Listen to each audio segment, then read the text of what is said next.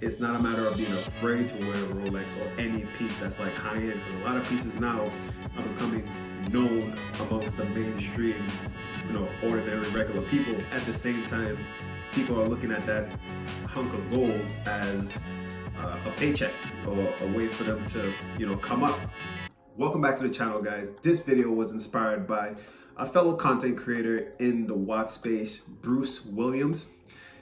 He had a video titled, I have it in front of me, Afraid to Wear the Rolex. And it was in response to one of his viewers' comments where they were referring to his Rolex Day-Date, a 40 mil, 18 karat solid gold piece of look at me. And he was just responding to his viewer's comment saying, aren't you afraid to wear this timepiece? Isn't it just for like that cocktail event, like a wedding or something where you feel more secure and you can't really wear it as an everyday daily wear?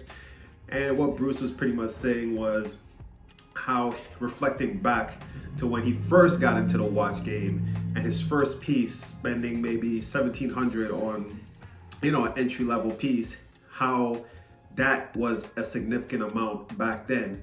But just currently where he is, a piece like this, what he's wearing, it's like he's immune to it. He's adjusted and comfortable, and it doesn't really put him in a discomfort wearing it out and about. So after seeing this video, it started making me think, good video, definitely good. Bruce did a good job, but also putting myself in, certain shoes where, yes, in the beginning, the entry-level watch that I wanted to get into, it seemed unachievable.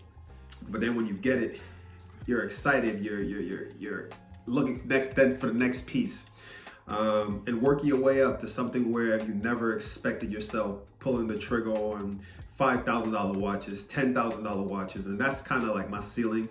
But for him, he has a Rolex Day-Date. I believe that's like a 40 mil, so he probably spent maybe 40 grand, 40, 50 grand. It depends on the specs and when he purchased it.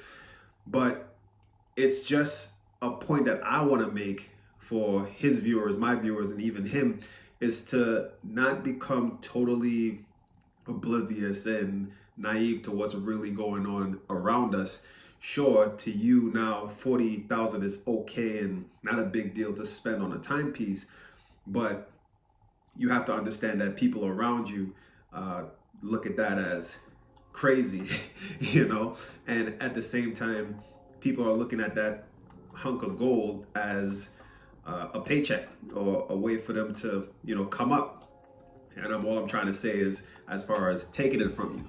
So it's a point where you shouldn't become complacent and too comfortable when it comes to the timepieces we wear and we buy. We still need to be aware of what's going on around us and the circumstances that we could put ourselves in if we just don't be aware of our surroundings and when we wear these pieces. Now, I can say to myself, a solid gold Rolex was my grail watch. It still is in a way, but if like this economic, climate that we're in right now, if it continues and people are becoming more desperate, I've toned down. So I wouldn't want to go to this direction. As you guys know, I'm big on two-tone Rolex watches. Whether it's a Datejust, a Submariner, I love the two-tone. And that's pretty much was my main collecting trend. But in the past year, I would say I've gone towards steel only. As you guys can see, the Rolex Explorer on my wrist, my Datejust. I've only collected two-tone Datejust watches. I've had some steel ones too, but it's just now my trend to just have steel. And slowly but surely, I'm hoping things get better in the economy, the crime rate start to decrease, and then I would aim towards a 36 millimeter Day-Date President, because that was one of the watches that always stood out to me before anything. I always see it on these older gentlemen, and it was just something that stood out to me like, hey, I want to get that someday. But I'm someone that adapts to, his environment, his surroundings, the circumstances. And right now, I would not feel comfortable wearing a solid 18 karat gold watch, much less a Rolex. It's not a matter of being afraid.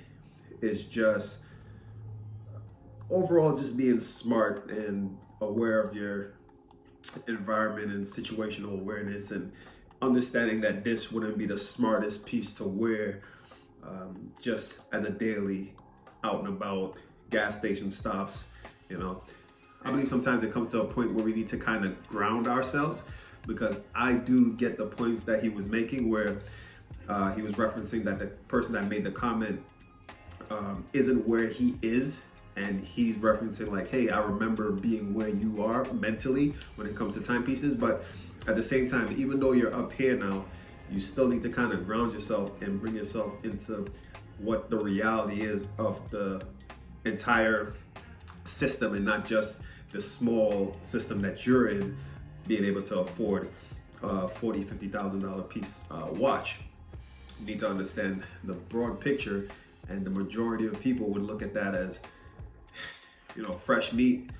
I can take that and he won't be able to do nothing about it type of, So overall, guys, I enjoyed this video. This was just one video that stood out to me that I believe I needed to kind of address, so you guys could understand a little bit more that it's not a matter of being afraid to wear a Rolex or any piece that's like high end, because a lot of pieces now are becoming known amongst the mainstream, ordinary regular people, that you do need to be a little bit more cautious when you're wearing your timepiece.